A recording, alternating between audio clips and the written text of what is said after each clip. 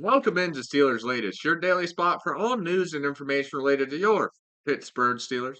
Remember to like and subscribe to the channel if you enjoy the content to stay up to date with everything Steelers. But let's get rolling as TJ Watt, after just inking his $41 million year, 3-year deal, record breaking contract, highest paid player outside of the quarterback position in NFL history, appeared on In Depth with Graham Messenger.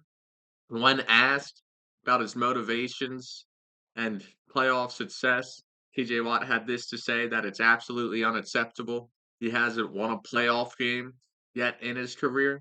Basically, since he's joined the Steelers, it's kind of been a curse because the Steelers are 0-5 since drafting Watt in playoff games. He says this is a major motivator in his career, that he wants to win the Super Bowl and that he wants to win more in the playoffs, just at least once in the playoffs. It's honestly pretty shocking that TJ has never won a playoff game. The playoff drought is the second longest in the NFL at this point, playoff win drought. I think only the Dolphins have a longer losing streak in the playoffs than the Steelers right now. So I'd have to agree with Watt completely. This is a strong move by the leader of this team, just instantly setting the goal for a playoff win. We know that's the goal entering every season at this point, especially with Mike Tomlin as our head coach. Mediocre Mike won't last long if it stays mediocre. He has to start winning some playoff games. Has to. It just feels so disrespectful that we haven't been able to get Watt a playoff win in his career so far. He's one of the greatest pass rushers, future Hall of Fame usher.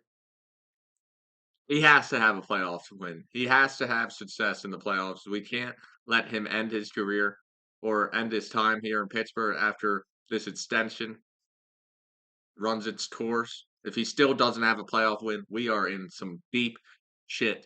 But hopefully, he has some more help on the defensive front, as Keanu Benton is looking to have himself a little bit of a breakout season. As when he was interviewed, he talked about how he feels like there's more of a structure and that he has a good plan for his body going into the year. He's really spent a lot of the offseason working on his body and conditioning. But looking, entering his third year to really have that breakout season. In his first 2 seasons, he's proved he can be an impact like role player, just a depth piece so far throughout his first 2 years. He had 72 tackles, 2 sacks, 16 QB hits, a big number, though, 8 pass defenses in those first 2 years.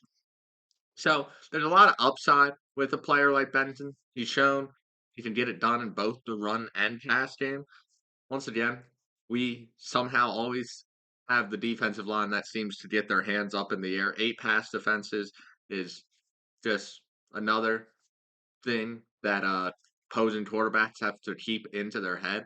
A defensive line can get their hands up as good as the Steelers can. Balls get batted up in the air, leads to turnovers. Benton, though, really can make a nice trio in the interior of this defensive line with Cam Hayward and Harmon. We know Watt and Highsmith are on the outside. Having rotations in the middle might be even more beneficial than your outside rushers, because it takes a toll on the body to be rushing up the middle every snap, getting double teamed most snaps. So having a couple extra pieces like Benton, like Hayward and Harmon to rotate with each other is not the worst idea. Benton should be able to give these two in Hayward and Harmon some rest every now and then. Benton right now I think is slotted to be the starting nose tackle also during rush downs. So he's got to get his reps this year, and hopefully he does the best he can with them and really balls out for us this year and gives us another threat in the middle of that defense. But let's move to the offensive side of the ball, as Aaron Rodgers. We gotta talk about Rodgers still a little bit. We love Aaron here. on Steelers latest. It's a trend. We always got to do our Rodgers updates every now and again. But first, though, training camp intercepted by PQ. Uh, he addressed this in an interview afterwards that it was good to get the interception out of the way early. Um, but not to worry because in practice doesn't matter. He's gonna throw picks. He's gonna throw touchdowns. He's trying out new things at practice. Uh, I wouldn't worry too much. This defense could be really good. So hopefully it's more of a sign of a breakout season once again for Patrick Queen and him returning to that all pro form that he's been at before. Whereas with Rodgers, we know he's going to protect the ball. He has the best TD to INT ratio in NFL history. So we know when regular season game starts, we don't really have to worry about interceptions. He's not really going to take those risks in the game. That's something actually Rodgers gets picked on a little bit, that sometimes he protects the ball a little too much and doesn't take those shots down the field. But I'm not too worried about this interception on day one. But you never know. It could be bad sign, but also could be a good sign that this defense just really is loaded with studs. And if you look at the roster, this defense is loaded with talent. He also though talked about DK Metcalf and their connection forming, and he said that I've got DK as my suite mate, so we're sharing a toilet and a shower. Great plan by the Steelers here. Good plan by the coaches. Paulson, DK, and Rodgers into the same room. Maybe helps them form a connection a little bit faster, at least a bond a little bit faster for sure. So hopefully things go well there and they can continue to form that connection on and off the field. And DK and Rodgers, hopefully, please God, can make this offense exciting again for the first time in years. But let's wrap up today's show with possible changes to our week one opponent.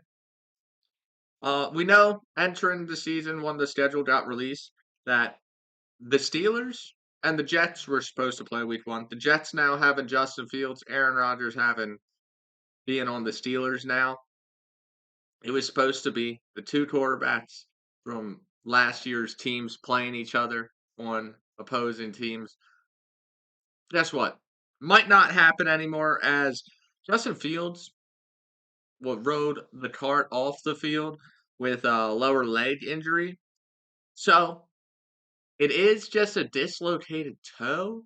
We don't know if he's gonna be back by week one just yet, but there's always a possibility that Tyrod Taylor could now be starting for the Jets, and that sucks because we really wanted to see, at least I really wanted to see, the former quarterbacks going up against their new team or their old teams.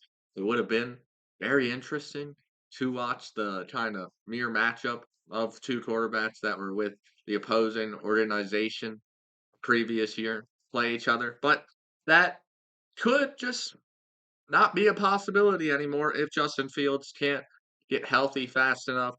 Don't think it's going to be that long of a timetable for a dislocated toe, so he might be back in time, but I'm just putting it out there. Tyrod Taylor could be filling in for Justin Fields week one against us, and that just kind of sucks. I think Justin Fields also kind of gave us a better chance at winning that game where Tyrod Taylor, you never know. Tyrod gets a little sneaky every now and again. Every time he comes in and plays, it's always decent. He's never going to put his team in harm's way. So could make the Steelers' week one opponent a little more difficult where Justin Fields, I feel like, plays a little looser with the ball. Could have forced some turnovers there with Tyrod. Up in the air about how I feel about that. But the Jets still are cursed, and we might not see that heated matchup between two quarterbacks in a new system versus their former teams. But that has been it from Steelers Latest. I've been your host, Cole Denis, and I will see you Monday.